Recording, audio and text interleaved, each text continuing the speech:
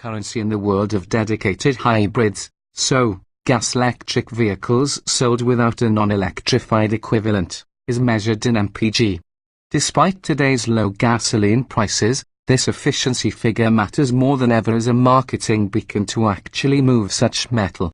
After all, why pay extra for a fuel-sipping hybrid if it isn't mind-blowingly efficient compared with a regular, gas-powered car of similar size? Subjected to this reality, the Ford Ka-Max's appeal fades. Although the Ka-Max is refreshed alongside its plug-in hybrid counterpart for 2017 with slightly sharper headlights and taillights, its mechanicals are the same as they've been since 2013.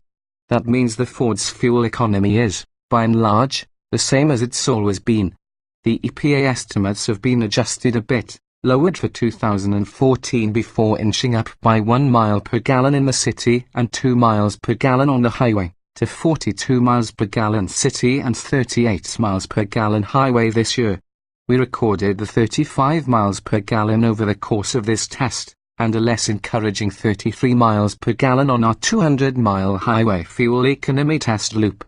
That average fuel economy number is better than that of the last Ka-Max we tested, a 2013 model that scored 32 miles per gallon, yet still middling enough to raise the why by question. Specifically, the why applies to the Ka-Max's relative frumpiness and sloth compared with more conventional compact cars that match or better its fuel economy performance. Our long-term Honda Civic test car, for example, uses a turbocharged 4-cylinder engine and scored 41 miles per gallon on the same highway test loop.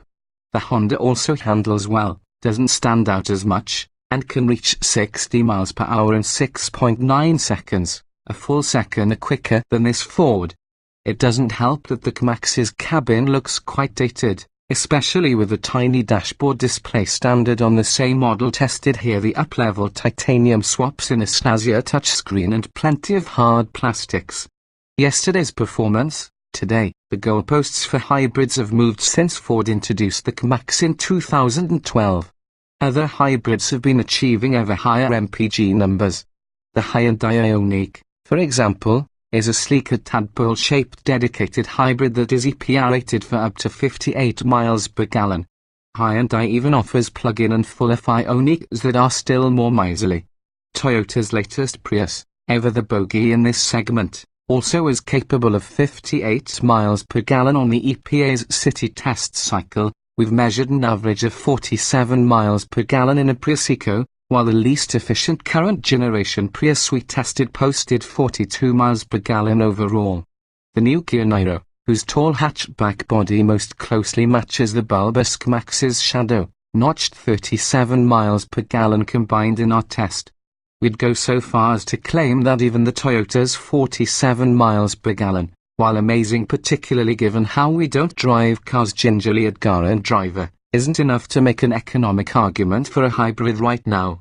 A Volkswagen Golf, for example, is a roughly 30 miles per gallon hatchback with nearly the same interior and cargo space as the Ka-Max and the Prius, yet it costs less and drives conventionally, without the weird power surges or lag from complex mixtures of electric and internal combustion power sources. If you're absolutely dead set on a hybrid and the economics are secondary, though, there's no ignoring the 10+ advantage that newer hybrids hold over the Ka-Max. Not so very weird, the Ford continues to distinguish itself by delivering what is among the most normalized hybrid driving experiences.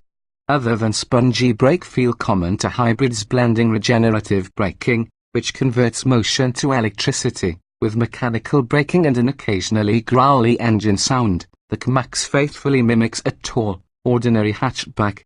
None of Ford's changes for 2017 should have affected the car's performance, yet this test car shaved nearly a second from the 0 to 60 mph time recorded by the 2013 model we tested, and it stopped 8 feet shorter from 70 miles per hour using the same engine, electric motor, battery, and even the same size and brand of tires.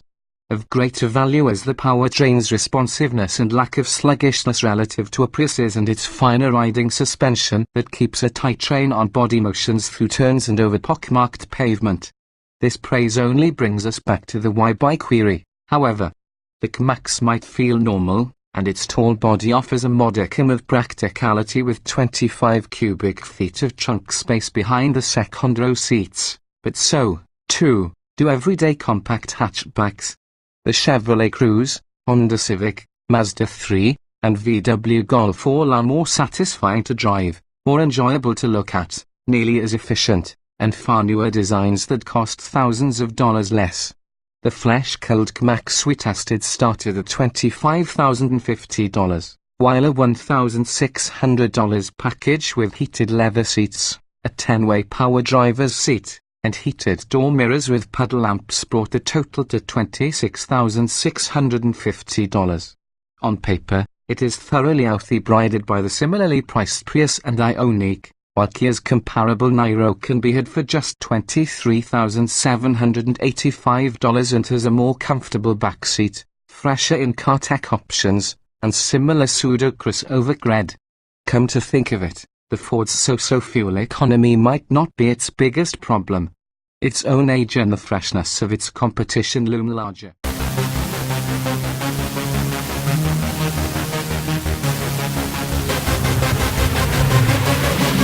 Yeah.